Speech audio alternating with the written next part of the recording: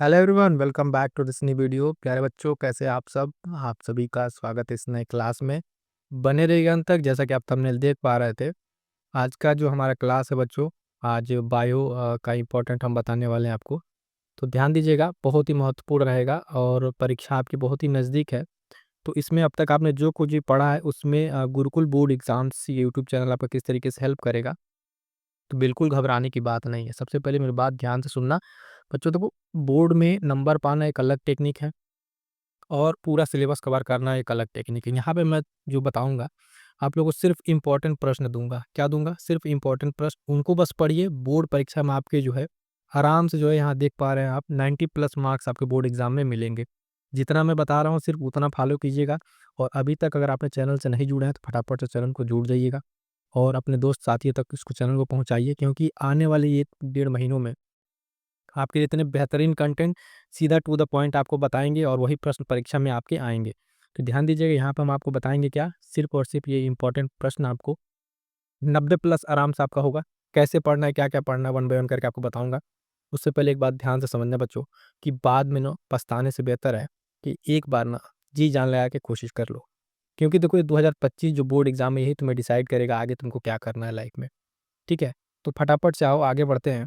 और जो आपको मैं आज बताने वाला हूँ, यहाँ ध्यान से देखना। बहुत ही छाँट के लाया हूँ पूरे अलग-अलग जगहों से किताब, क्वेश्चन, पीवाईक्यू देखने के बाद से ये कंटेंट बनाया हूँ। और चीज़ों को ध्यान रखना, वेरी वेरी इंपॉर्टेंट प्रश्न है जो तुम्हारा ऑब्जेक्टिव आएगा। 1 नंबर वाले प्रश्न जो आएँगे, 5-6 प्रश्न जो रहेंगे, ठीक है? उन सारे प्रश्नों में ये प्रश्न तुमको देखने को मिलेंगे। तो मोस्ट इम्पोर्टेंट है, टॉप 50 आप देखोगे यहाँ पर है ना? इसको फटाफट से सुन लो, यही ऑब्जेक्टिव के फॉर्म में टिक करने वाले में रहेंगे। छोटा सा एक वीडियो रहेगा, इस पूरे क्लास में अगर देख लोगे तो तुमको पूरा अच्छे से समझ में आ जाएगा तुम लोग को। देखो, जीव विज्ञान क्लास 12 महत्वपूर्ण प्रश्न आपको बताएंगे। सबसे पहले ये सारे प्रश्न तुमको किस फॉर्म में मिलेंगे, तो ये प्रश्न पूछेगा और उसमें 4 ऑप्शन देगा। जो उसका सही उत्तर है, उस उत्तर के साथ वन लाइनर में हमने इसको कन्वर्ट कर दिया है। तो बच्चों देखना, बहुत ही मेहनत लगी इसको बनाने में। वन बाय वन करके सारा रिवीजन कर लेना, एक भी क्वेश्चन यहाँ से छोड़ना नहीं, रट जाना। पहला प्रश्न जो है यहाँ पे ध्यान देना, कि भारतीय भ्रूण विज्ञान का पिता किसे कहते हैं, ये पूछेगा। 4 ऑप्शन आपको दे देगा।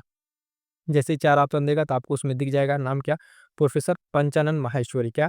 प्रोफेसर पंचानन माहेश्वरी जो है ये भारतीय भ्रूण विज्ञान के पिता जाने जाते हैं। ये चीज आपको ध्यान में रखना है। अगला प्रश्न देखिएगा, भ्रूण कोश की कोशिकाएं होती हैं। तो जो भ्रूण कोश होता है उसकी कोशिकाएं कैसी होती हैं, तो ये त्रिगुणित होती हैं। कैसी? त्रिगुणित होती हैं। एक चीज बता दें, पीडीएफ के लिए आप इसी का टेलीग्राम चैनल जो है, लिंक मिल जाएगा आपको, है ना? चैनल से जाके ज्वाइन कर लीजिएगा। वहाँ पे हम आपको इसका पीडीएफ दे देंगे। क्या दे देंगे? पीडीएफ दे देंगे। आप निकाल के नोट्स बना के आराम से अच्छे से पढ़ सकते हो। दूसरा प्रश्न देखो, ये भ्रूण कोश की कोशिका हो गया, तो ये क्या होगा? त्रिगुणित होता है। अगला प्रश्न है कि द्विनिषेचन की क्रिया कहाँ होती है। बहुत बार ये पूछा हुआ प्रश्न है, बहुत ही इंपॉर्टेंट है। तो पूछेगा कि द्विनिषेचन की क्रिया कहाँ होती है, तो आवृत जो बीजी पादप होते हैं उनमें ये क्रिया होती है। ठीक है? प्रश्न संख्या 3। चौथा देखिए, कह रहा है कूट फल या असत्य फल किसे कहते हैं, उसका एक उदाहरण आपको बताना है। तो एक उदाहरण ध्यान रखिएगा, सेब।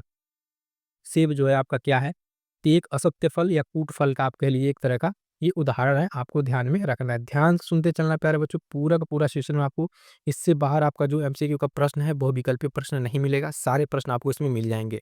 ठीक है? चैप्टर वाइज भी है, हर एक चैप्टर से 2-2 4-4 जो इंपॉर्टेंट बन सकते थे पूरे पीवाईक्यू को एनालिसिस करने के बाद ही बनाए गए हैं। तो वन बाय वन करके समझते चलो। पॉलीगोनम प्रकार होता है भ्रूण कोश का, किस तरह का प्रकार है, तो 7 कोशिकीय 8 केंद्रीय। ध्यान रहेगा, पॉलीगोनम जो है प्रकार है भ्रूण कोश का कैसा, 7 कोशिकीय और 8 केंद्रीय। क्लियर है? छठवां देखिएगा कि भ्रूण का जो रोपण है वो कहाँ होता है, तो गर्भाशय में। ये प्रश्न सारे का सारा प्रश्न पूछा हुआ है, तो उसी में एक प्रश्न है कि जो भ्रूण होता है उसका रोपण कहाँ पर होता है, तो गर्भाशय में होता है। ठीक है? अगला प्रश्न जो पूछा हुआ है कि स्त्रियों में जो है आवर्त चक्र जो मेंस्ट्रुएशन साइकिल होता है सामान्यतः कितने दिन का होता है, तो 28 से 29 दिनों का होता है। ऑप्शन ध्यान रखिएगा, 28 से 29 दिनों तक। आप ध्यान दीजिएगा, इस क्लास में इस चैनल के माध्यम से मैं आपको बताऊं आपके फिजिक्स, ठीक है, उसके साथ साथ केमिस्ट्री और बायो, हिंदी, अंग्रेजी सारे सब्जेक्ट के चैप्टर वाइज जो जितने महत्वपूर्ण प्रश्न बन सकते हैं वो आपको दे देंगे। हर एक चैप्टर से 5-6 ऐसे प्रश्न होते हैं जो पूछे जाने की संभावना रहती है। वो प्रश्न लेकर आपको सीधे-सीधे पढ़ना है, कहीं इधर-उधर भटकने की ज़रूरत नहीं है। अगर आपने अब तक बिल्कुल कुछ नहीं पढ़ा है, फिर भी इतना ही पढ़ के जाइए, आपकी मार्क्स जो है सीधे-सीधे जितना आप पढ़ के लिख पाएँगे उतने-उतने आपको यहाँ पे मिल जाएँगे। 8वें नंबर पे क्या कह रहा है कि एंड्रोजन जो है वो स्रावित होता है। कहाँ से एंड्रोजन कहाँ से स्रावित होता है? तो ध्यान दीजिएगा ये जो है लीडिंग कोशिकाओं से, कहाँ से? लीडिंग कोशिकाओं द्वारा ये स्रावित होता है एंड्रोजन। अगला इसमें प्रश्न जो है पूछा हुआ था कि योनि के द्वार पर जो है कौन-सी ग्रंथियाँ पाई जाती हैं? बहुत ही इंपॉर्टेंट है, कई बार ये पूछा हुआ है। तो इस ग्रंथि का नाम आप ध्यान रखिएगा, बार्थोलिन ग्रंथि है ये। ये जो है इसका राइट आंसर हो जाएगा, ऑप्शन में आपको दिख जाएगा, तो इसको टिक कर लीजिएगा। उसके बाद से प्रश्न संख्या 10 पे जो है प्रसव के समय जो है गर्भाशय में संकुचन को कौन-सा हार्मोन प्रेरित करता है? ये भी बहुत ही इम्पोर्टेंट है। तो ऑक्सीटोसिन, कौन-सा? ऑक्सीटोसिन जो हार्मोन है बच्चों ध्यान देना, ये प्रसव के समय जो है गर्भाशय को संकुचन के लिए हार्मोन प्रेरित करता है ऑक्सीटोसिन। उसके बाद से अगला जो है देखिएगा पूछा है कि एमटीपी, एमटीपी, एमटीपी का पूरा नाम क्या है? तो एमटीपी का पूरा नाम जो है मेडिकल टर्मिनेशन ऑफ प्रेगनेंसी, ठीक है? एमटीपी का पूरा नाम मेडिकल टर्मिनेशन ऑफ प्रेगनेंसी है। अगला प्रश्न ध्यान देना, कॉपर टी। और देखो जो भी चैप्टर में अगर डाउट लग रहा अब तक नहीं पढ़े उसको बता देना, उस चैप्टर से मैं जो है ना कमेंट कर दोगे तो उसका इंपॉर्टेंट बना के उसको डाल दूंगा, उसका वीडियो बना के, ठीक है? तो वो चीज़ इंपॉर्टेंट रहेगी, है ना? जो चैप्टर ना समझ आए किसी भी सब्जेक्ट का हो, जो भी सब्जेक्ट हो बता बस देना, कमेंट कर देना, उस पर क्लास आपको मिल जाएगी। कॉपर टी का जो काम है या कह लीजिए कॉपर टी क्या अवरुद्ध करता है, तो ये जो भ्रूण का गर्भाशय में रोपण, यानी जो कॉपर टी है ये क्या करता है, तो बेसिकली जो भ्रूण है उसका जो है गर्भाशय में रोपण होने नहीं देता है, उस चीज़ में ये क्या करता है, उसको ये रोकता है। आनुवांशिकी के जनक जाने जाते हैं कौन? तो ग्रेगर जॉन मेंडल। कौन? ग्रेगर जॉन मेंडल जो है ये क्या जाने जाते हैं? आनुवांशिकी के जनक जाने जाते हैं। अगला देखना 14 नंबर क्या कह रहा है कि आनुवांशिकी की इकाई क्या है? तो जीन, याद रहेगा, जीन जो है बच्चों ये क्या है? आनुवांशिकी की इकाई है। और अगला प्रश्न जो है इंपॉर्टेंट रहेगा, ध्यान देना कि मनुष्य में जो है संतान का लिंग निर्धारण कैसे होता है? यानी ये कैसे निर्धारण होता है कि जो बच्चा पैदा होगा या बच्ची, तो ये निर्धारित करता है पिता के गुणसूत्र, यानी पिता पे ये डिपेंड करता है कि एक्स क्रोमोसोम है या वाई क्रोमोसोम है, उसके जरिए चीज डिसाइड होता है। अगला प्रश्न है कि संतान को पिता से कितने जीन्स प्राप्त होते हैं? जो एक संतान होती है उसको अपने पिता से कितने जीन्स प्राप्त होते हैं? तो लगभग 50%, कितना? 50% जो है जीन्स वहाँ पे प्राप्त होते हैं, ठीक है? अगला जो है 21वें क्रोमोसोम की जो त्रिसूत्रता का कारण है, यानी 21वां जो क्रोमोसोम हो जाता है डिसबैलेंस, उसके कारण कौन सा रोग होता है? तो ध्यान दीजिएगा डाउन सिंड्रोम, ठीक है? डाउन सिंड्रोम, ये सारे के सारे इंपॉर्टेंट है, इससे रिलेटेड आपको शॉर्ट क्वेश्चन मिल जाएंगे, इसी से टॉपिक से रिलेटेड आपको लॉन्ग क्वेश्चन भी मिलेंगे। पूरा पेपर आपका जो यहीं से छपेगा, बने रहेगा पूरे क्लास में, है ना? सारा का सारा आपको यहीं से मिलेगा, बिल्कुल घबराने की बात है बच्चों। देखो अंत तक बने रहोगे, कॉपी कैसे लिखी जाती है, कॉपी कैसे चेक होती है, ये सारी चीज़ें आपको हम बताएँगे। भले यहाँ पे देखोगे यूट्यूब पे हम अभी नया जर्नी स्टार्ट किए हैं, बट ऑफलाइन हमें 5-6 साल हो गए पढ़ाते हुए। यहाँ पे एक नई जर्नी है आप लोगों के साथ, तो आप लोग बने रहिएगा, फटाफट से जुड़िएगा और अपने दोस्तों तक इसको शेयर कीजिएगा कि जो अब तक कुछ नहीं पढ़ा वो भी पढ़ के पास हो जाए। डीएनए में जो आप देखिए अगला प्रश्न है 18 नंबर, डीएनए एक आनुवांशिक पदार्थ है, ये पुष्टि किसने की थी? डीएनए एक मान लो आनुवंशिक पदार्थ है, ये बात को किसने बताया? तो अल्फ्रेड हर्शे, ठीक है? अल्फ्रेड हर्शे और मार्था चेज ने, किसने? मार्था चेज ने इस बात को बताया था। अगला पॉइंट है, प्रश्न कहिए, डीएनए पॉलीमरेज जो है एंजाइम की खोज की किसने किया था? डीएनए पॉलीमरेज एंजाइम की खोज जो है कार्नबर्ग, ठीक है? किसने? कार्नबर्ग ने दोस्तों। आप देखोगे बच्चों ध्यान देना, है ना? कार्नबर्ग, ये इंपॉर्टेंट रहेगा। आरएनए की जो अणु में थाइमीन का विस्थापन होता है तो किसके द्वारा? यूरेसिल के द्वारा। किसके द्वारा? यूरेसिल के द्वारा होता है। ये नोट्स हम आपको टेलीग्राम पर दे देंगे, ठीक है? और इसको लेकर आप एकदम अच्छे से पढ़ डालिएगा। आगे बढ़ते हैं, प्रश्न संख्या जो यूरेसिल हो गया, आरएनए अणु में जो है थाइमीन का विस्थापन होता है तो यूरेसिल द्वारा। उसके बाद से संदेशवाहक जो है आरएनए का निर्माण होता है, कहाँ पर होता है? आरएनए का निर्माण जो आप देखेंगे कहाँ होता है? तो केंद्रक में। कहाँ पे? केंद्रक में होता है। प्रोटीन संश्लेषण के लिए जाने जाते हैं तो हरगोविंद खुराना, कौन? हरगोविंद खुराना जो है जाने जाते हैं किसके लिए बच्चों?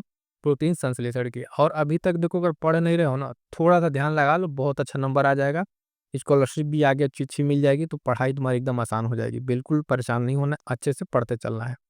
जंतु तथा पादप के मध्य की कड़ी होती है तो कौन सी होती है? युगलीना, ठीक है? कौन सा है? जंतु तथा 23 नंबर पे देखिए, जंतु तथा पादप के मध्य की कड़ी कौन सी होती है? तो ये है युगलीना, आपका क्या है? युगलीना। उसके बाद से अगला क्या कह रहा है कि जो है जातियों की उत्पत्ति, ये पुस्तक किसने लिखी है? तो डार्विन ने लिखा है, डार्विन की पुस्तक है द ओरिजिन ऑफ स्पीसीज, है ना? ये ध्यान देना है। अगला जो प्रश्न रहेगा वो क्या है, उत्परिवर्तनवाद जो है, उत्परिवर्तनवाद दिया था किसने, तो ह्यूगो डू ब्रिज ने इसको दिया था। ये पॉइंट भी आपको ध्यान में रखना है, ह्यूगो डू ब्रिज वाला, ठीक है। आगे देखिए, जैव विकास में उत्परिवर्तन का महत्व है, तो आनुवांशिक विभिन्नताएं, ये क्या करता है, जैव विकास में जो है उत्परिवर्तन क्या करता है, आनुवांशिक विभिन्नताएं को लेके ये इसमें रहेगा। उसके बाद से आधुनिक मानव का निकट संबंधी कौन है, तो चिंपैंजी है बच्चों। कौन सा है, चिंपैंजी। फटाफट से नोट करते जाना, रट जाना इस सारे प्रश्नों को, यही प्रश्न मिलेंगे, बाद में मत पछताना कि किसी ने बताया नहीं क्या इंपॉर्टेंट रहेगा। विषाणु और आनुवांशिकी पदार्थ है, तो क्या है, डीएनए और आरएनए। जो विषाणु है उसका आनुवांशिकी पदार्थ क्या है, वायरस जो आप कहते हैं वायरस का, तो कौन सा है, ये डीएनए तथा आरएनए है। टाइफाइड के रोग जनक जो है, टाइफाइड के रोग जनक का नाम क्या है, तो साल्मोनेला, ठीक है। टाइफी जो जीवाणु है इसका ये नाम है, ठीक है। तो इसी ध्यान में रखना है। और एक देखो बहुत ही प्यारी लाइन है, ध्यान देना बच्चों, कि ना किसी की बराबरी करनी है, ना किसी से आगे जाना है, बस कुछ सपने देखे हैं, उन सपनों को हकीकत बनाना है। तो प्यारे बच्चों, बस इसी के लिए मेहनत करना है। हमें ना किसी से बराबरी करनी है, ना किसी से आगे जाना है। अपने कुछ जो सपने हैं, माँ बाप के सपने हैं, उन सपनों को पूरा करना है। बस उसी के लिए लगातार मेहनत जारी है, ठीक है। आगे बढ़ेंगे, देखेंगे 30 नंबर का प्रश्न जो है, निद्रा रोग, निद्रा रोग जो है किस जंतु द्वारा होता है, निद्रा रोग किस जंतु द्वारा होता है, तो ट्रिपैनोसोमा, किसके द्वारा, ट्रिपैनोसोमा के द्वारा होता है, ठीक है। उसके बाद है WBC, आप जानते हैं श्वेत रक्त कणिकाएं, इनका जब अति उत्पादन होने लगता है, इनका जब अति उत्पादन होता है तो उसका परिणाम स्वरूप जो बीमारी होती है वो है ल्यूकीमिया, ठीक है। ल्यूकीमिया बीमारी हो जाती है WBC के एक्सेस के बाद से। टीबी के टीके का नाम सीधा सीधा पूछा है तो कहा है BCG, टीबी का जो टीका होता है उसका नाम है BCG। अगला है कि शर्करा से अल्कोहल का उत्पादन करने वाला कवक कौन है, तो ईस्ट है। कौन है, ईस्ट के द्वारा जो है शर्करा से अल्कोहल आपका ये आपको बनते दिखेगा। अगला बहुत ही महत्वपूर्ण है, सर्वप्रथम खोजी गई एंटीबायोटिक है, पहली बार जो एंटीबायोटिक खोजा गया था, 34 नंबर, ध्यान दीजिएगा, वो कौन सा है, तो पेनिसिलिन है। कौन सा, पेनिसिलिन है। और पेनिसिलिन की खोज किसके द्वारा की गई थी, तो फ्लेमिंग के द्वारा की गई थी, है ना। हैंड रिटन नोट्स मैं आपको इसलिए दे रहा हूँ ताकि आपको पढ़ने में अच्छा रहेगा, चाहे तो टाइप करके भी दिया जा सकता था, लेकिन ये चीज़ आपको ज़्यादा समझ में आएंगी, आपको नोट्स के फॉर्म में दिख रही होंगी, सारा का सारा बहुत ही सेलेक्टिव है।